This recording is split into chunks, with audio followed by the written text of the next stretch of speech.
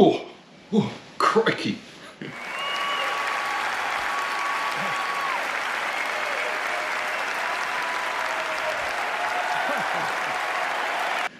Morning everyone, welcome back to the channel. Food was fantastic last night, and what a view I've got now straight out of the bed.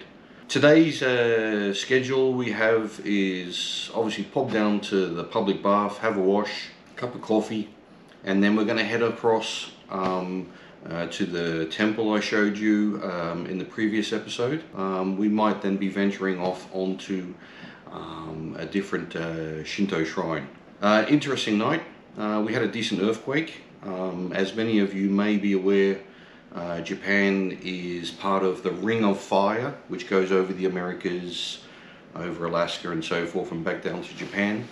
And then here in the bay, we then have an alert from, I guess it's probably from the community, from the council, stating there is no concern for a tsunami coming, because we're right, as you can see from the footage, we're right here on the seaside. So let's get cracking, let's get moving on. We've got a busy day ahead of us, and thanks for coming along on this episode, guys, and I hope you enjoy this one as well. See you guys, bye bye.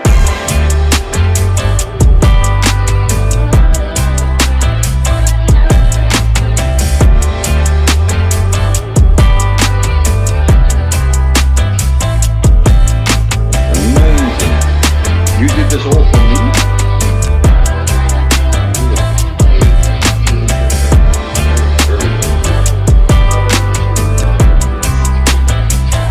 Please add one and come and join me.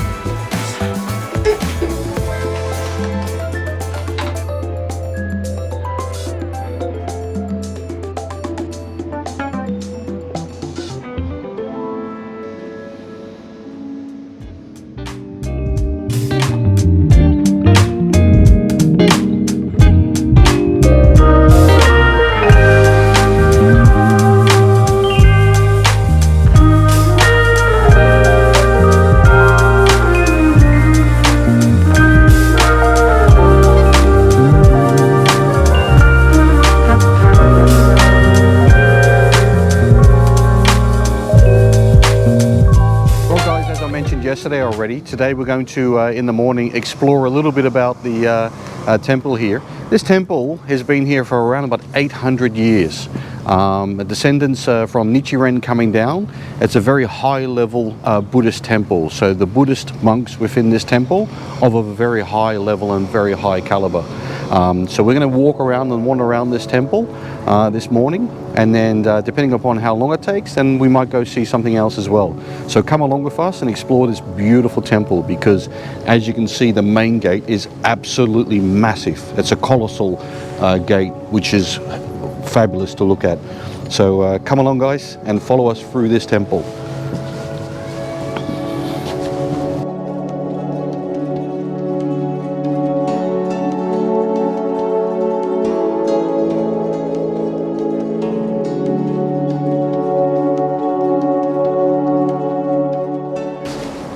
As we're walking down here towards the main entrance, the main gate, you can see a lot of these amazing pillars here.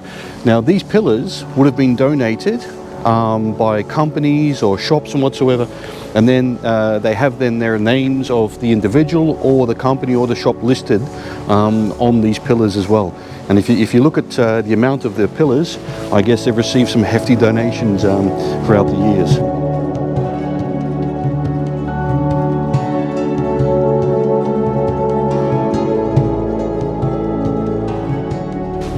And as I mentioned, if you look at how colossal this main entrance is here, as we're walking into the temple, as I alluded to on one of my last episodes, the difference between a Shinto shrine and a Buddhist temple is a Shinto shrine has a torii, and then this one basically just has a gate.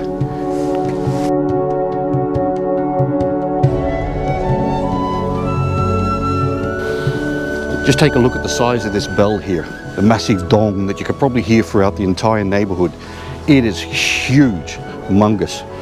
And if you look at this piece of wood that they use to hit the dong, where you can see where the pressure area is, they've basically put an allocated a section of metal to be able to hit it continuously. I bet you can hear this throughout the entire neighborhood when they dong this. Wow. Look at this fabulous view here of the little port, the little harbor where we stayed. And it's amazing that I today have a dedicated camera person. Thank you, camera person. Up in there in the top was where the hotel room where we stayed overnight, right next to the temple here. It is another cold day in Japan. Freezing. We're all layered up, thank God, because you know, as we head home later today on the motorway, I can feel that probably this wind is going to be quite bitey. The age of this tree, look how they've basically had to support it over the years, hence it probably would have collapsed under its own weight. I mean, that just shows the importance of the tree at the same time as well, right? This adds to the beauty of the temple. Here you can see an amazing statue of Nichiren. He's the person who opened up the Nichiren religion. So as gratitude, they've erected then this amazing statue of him. Fabulous. On this side, we have an area where you can purify yourself, wash your hands before you enter and pray into a Buddhist temple. Copper cups, which means they're continuously sterilized at the same time as well. As I'd mentioned in a previous episode as well, when I went to that temple, you can see that they also burn incense. Temples, they burn incense. Shinto shrines, they do not. And here you can buy incense. You just donate the money into the little box, alight them, and it has an amazing aroma around the temple.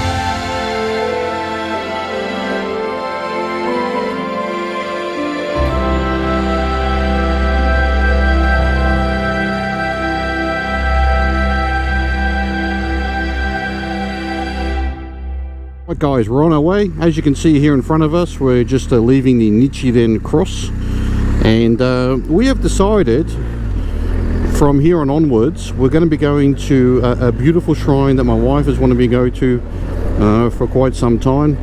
So it's in the southern part of Chiba, below Tateyama, and we're going to be taking Route 128 to get across there. I've got the course set up, so we're going to be on our way. So on to the next site that we want to visit. Speak to you guys soon. Bye bye.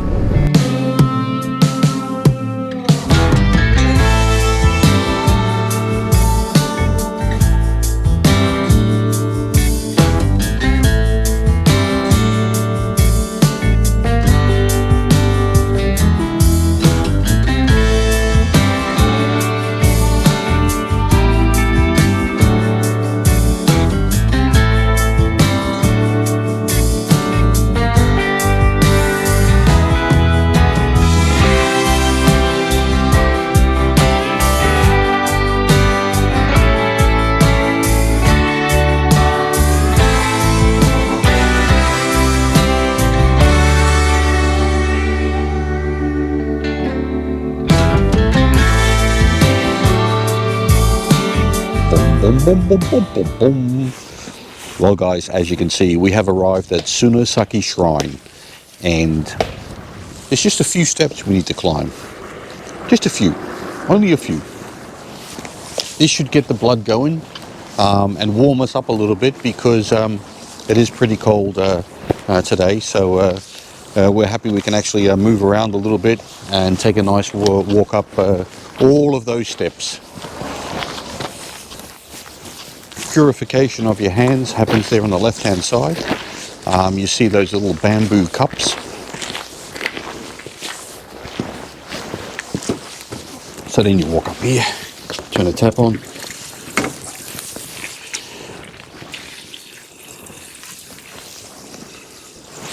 Clean the cup, put the cup back, turn the tap off.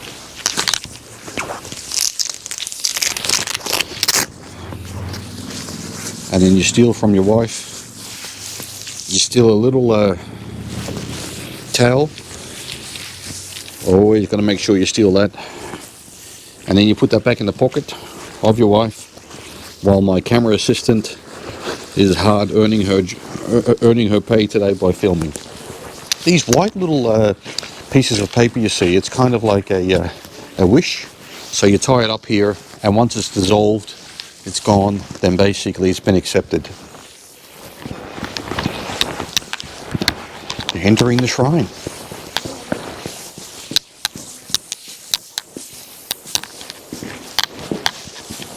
Absolutely beautiful. Wow! I'm not sure if GoPro shows how steep that is or how many stairs it is, but okay, my love, let's go. Warms up the blood a little bit, get the body going. Hey, crikey, I'm only halfway up so far, but have a look at the view of the ocean. Isn't that magnificent? That's absolutely awesome. So let's get up to the next pair of stairs. Imagine having to climb these every single day. Oh my God, that is beautiful. Wow, that's a beautiful shrine.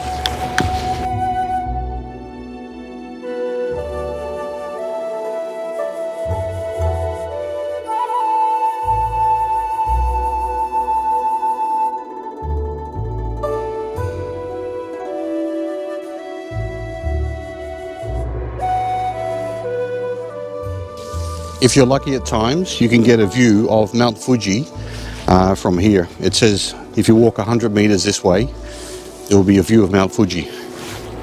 I don't know, I think it's a little bit overcast today. Let's go.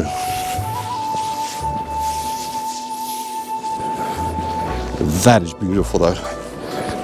That's amazing. I am happy we came here. Oh wow, they've got a white torii here.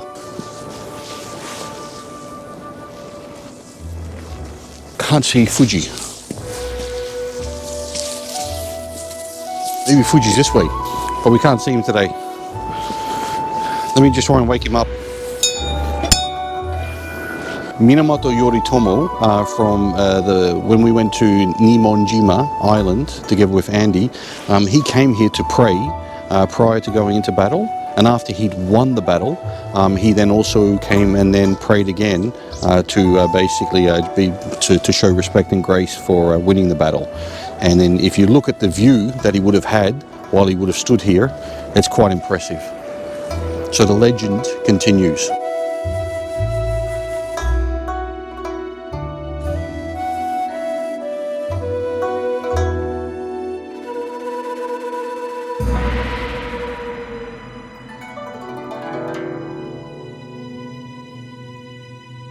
So as part of Shinto shrines, you have two sections. You have the Haiden, which is the front part of a shrine. That's where you typically would pray and so forth. And then at the back, you see the red section, that's the Honden.